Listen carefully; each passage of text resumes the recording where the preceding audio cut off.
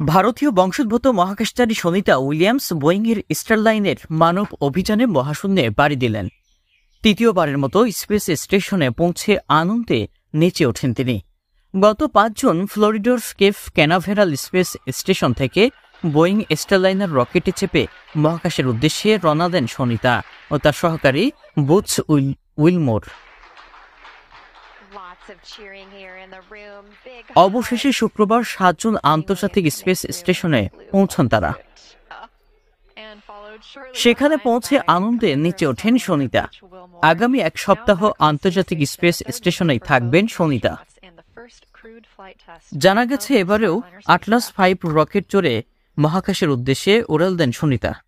বলা বাহুল্য, এই রকেট তৈরিতে তার ভূমিকা ছিল অত্যন্ত গুরুত্বপূর্ণ। সুনিতা উইলিয়ামস একজন ভারতীয় আমেরিকান মহাকাশচারী, একজন প্রাক্তন নৌবাহিনীর হেলিকপ্টার পাইলট, যার 30টিরও বেশি বিভিন্ন ঘূর্ণমান বিমান চালানোর অভিজ্ঞতা রয়েছে।